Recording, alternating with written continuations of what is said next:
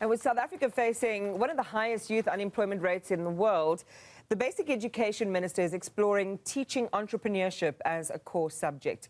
Head of the Department of Education and Curriculum Studies at the University of Johannesburg, Professor Nazreen Dasoo, joins us now to explore whether our education system is ready for this potential shift, what the benefits could be and what challenges we may face. Professor, good morning and welcome. Thanks for your time already. Given South Africa's youth unemployment crisis, how can entrepreneurship education better prepare learners for life beyond the classroom? Good morning, Iman. Thank you. Entrepreneurship education goes beyond just the basics of teaching mathematics or science, and not to say that those subjects are core and important, but entrepreneurship education fosters resilience, critical thinking, problem solving. It enables learners to be able to become assets to a dynamic workforce in a thriving economy. So indeed, it is a very important aspect that I'm glad that the minister is thinking about, and their talks around incorporating it into the curriculum. Do you think it would help to begin to shift mindsets from job seeking to problem solving and value creation? I mean, I know, potentially for your and my generation, our parents wanted us to have a good education, so we get into a stable job, and we could have, the pension and be able to buy a house and all of those sorts of things. It seems as if we're in a very different paradigm now. Yeah, so things have changed. I mean, nobody's guaranteed a job even with a degree anymore. So we need to think about how do we empower the youth to become job creators themselves. So does entrepreneurship education allow for this kind of eventuality? I think it does. It fosters also a growth mindset and resilience, and it helps learners develop a sense of worth and important work-related skills. They are able to build on skills like creativity, collaboration, communication, and innovation. So since we've moved away from the traditional get a degree, find a job kind of scenario, unfortunately, we have many students who come out of university and can't find employment anymore.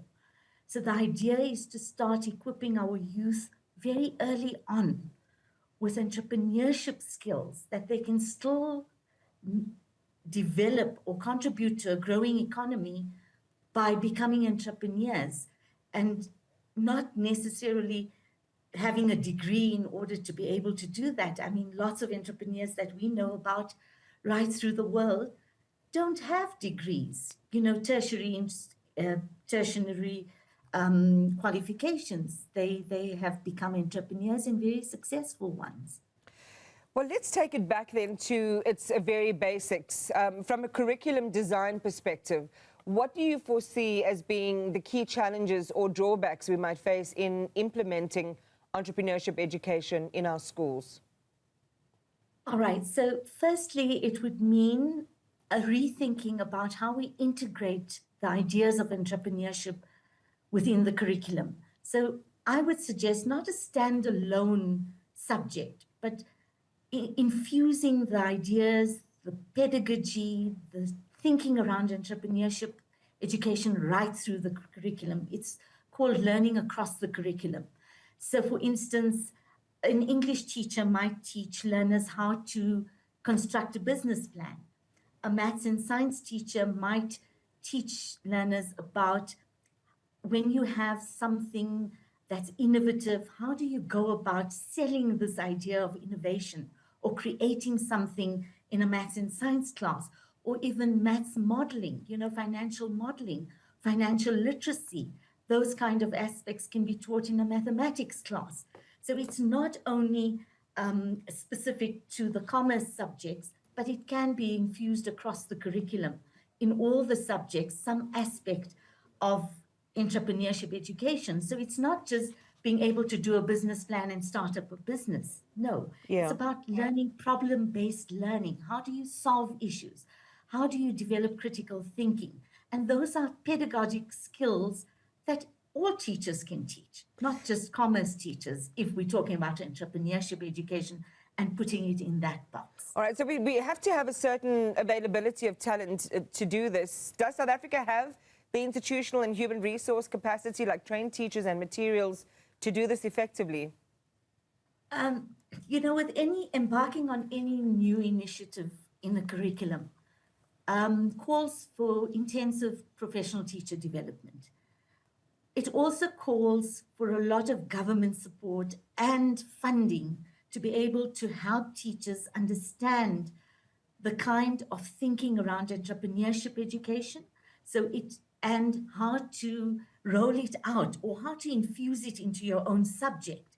So it's not a standalone. It could be a standalone, but I think we have subjects in the curriculum like economic and management sciences, which is sufficient in order to teach some of the theory around entrepreneurship education, but it's a very practice-orientated subject also.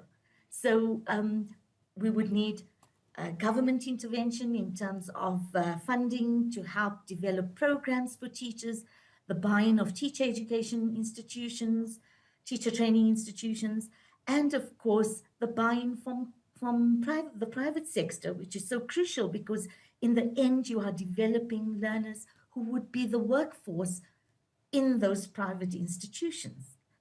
So it's not just about a startup that you can start, you know, and entrepreneurship education encourages a learner to be an intrapreneur also. So, you know, what kind of innovation within a private sector you are able to contribute. It's not just, okay, I'm going to learn how to start a side hustle. It's more than that. This is going to be an interesting one to watch develop. Nazreen, thank you very much for your time and your insights. Appreciate it. Thank you so much. Well, let's connect back.